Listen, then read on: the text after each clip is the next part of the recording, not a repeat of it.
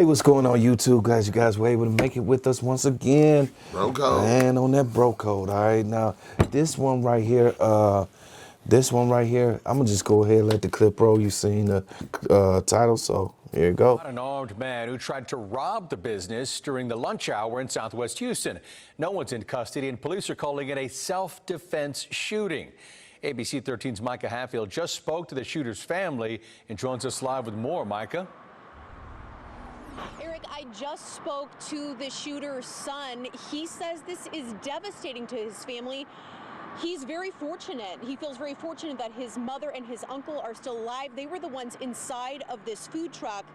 All of this happened today, and they had only made $40.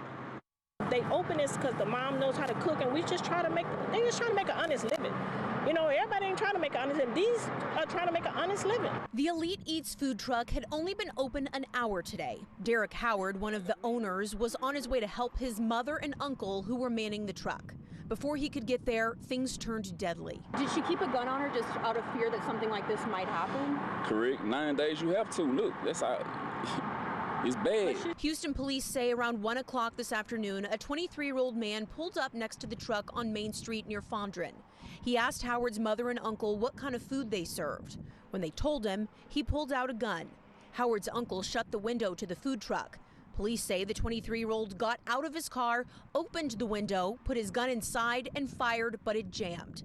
Howard's mother pulled out a gun of her own and shot the robber. Thank God, because she's a godly woman. That's why that gun jammed, because God jammed it. Because when she opened that window, he could have shot her, but it jammed. The robber, only described as a 23-year-old man, died in the parking lot. Police called this a self-defense shooting. No one is in custody. Howard's mother was taken to the hospital because she had a panic attack. He says all of this was over only $40. That's all they had made today. People need to get a job and stop trying to rob people, because some people are trying to make an honest living. In Southwest Houston, Micah Hatfield, ABC 13 Eyewitness News. All right, bro. From get-go, man, what touched you about this story right here, man? Oh, that the robber did win this time. You know, Yes. I mean, aside for his low, for him losing his life. But I'm glad he didn't take an innocent life. You know, Their lives, their yes, lives. You know, so better yes. him than them. Yes. You know, yes. it's just amazing that they got up out of it, because this young man was so determined. Yes. You know, to rob him or whatever he was gonna do. You know, and like I said, $40, but he didn't know how much they had. Nah, you know what I mean? Nah. But if he known, I'm pretty sure he wouldn't even stop. What, $40? What am I doing all this for? Right. You know what I'm saying? But Definitely. you know, I'm just so glad through the grace of God that the owners of the truck, you know, the man and woman, owners of the truck, that Brother and sister. Yeah, that they was able to, you know what I'm saying, ward off the thief, you know, because that guy was not only trying to rob, he was trying to kill him. So. Yes. But the gun jammed. But it jammed. That right there, the audacity of that from the very beginning. You know what I'm saying? Just to go around to the door and just, attempt to just start shooting. Right. You know, and not even acquiring about any money or anything else. Just start shooting. Right. With the gun jammed. Yes. Thank God. Where the lady was able to get off her gun. She had a gun. Yes. And she was able to return or, to shoot at him. Yes. Because you don't know how long, like you said, he probably could have tried to unjam it or something. But I like what that lady said. She said, God jammed that gun. Yes. God yes. jammed that gun. Yes, he did. Ooh, And again, like I say, life is life, any loss of life is still a tragedy, Yes. I just wish the young man would have made a better decision on how to get some money. He'd probably still be alive today, Yes, and it's sad, that's a whole nother aspect right there. So, over there, Washington Park neighborhood, man, it's been bad for some time, man. You know, even when I first moved over there back in the 90s.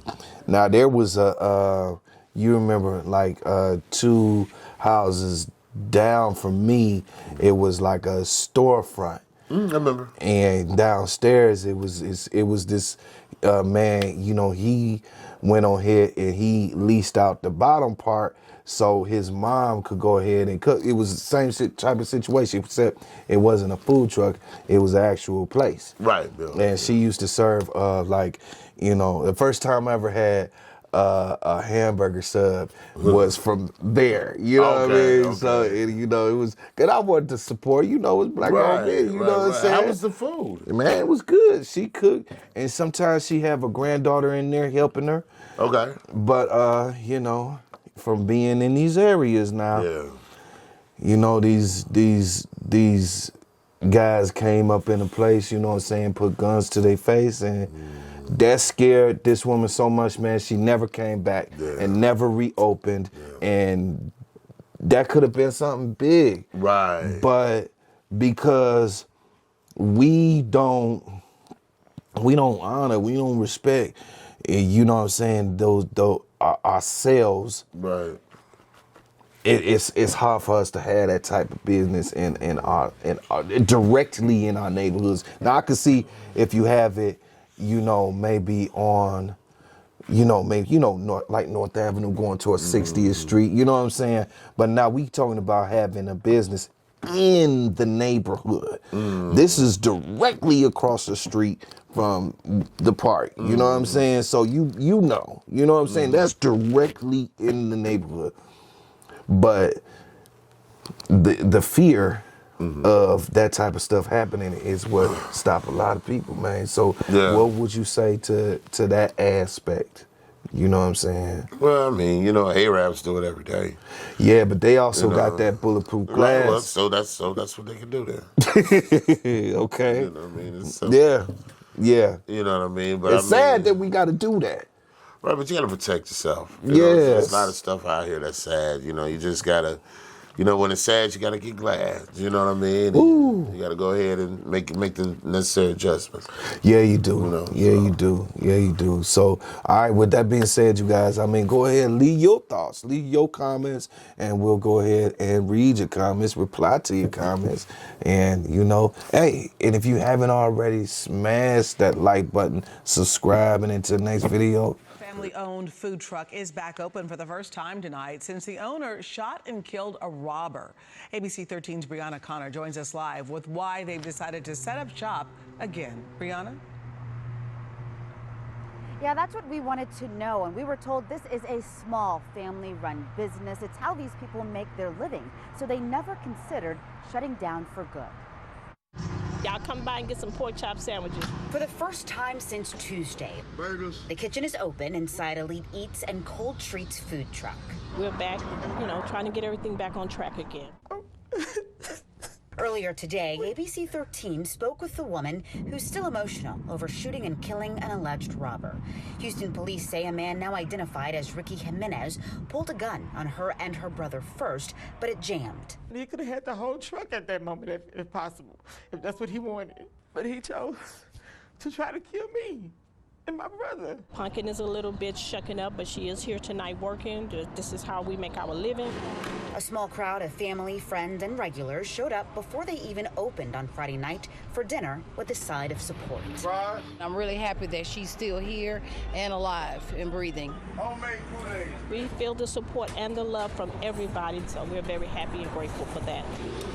Their grills have been going for 4.5 years, and the family says all they want to do is keep cooking. We're not trying to hurt anyone or do anything to anyone. We just want to run our business and make sure that we make money so we can support our families. No charges were filed after the preliminary investigation into the shooting. The incident is now being referred to a grand jury.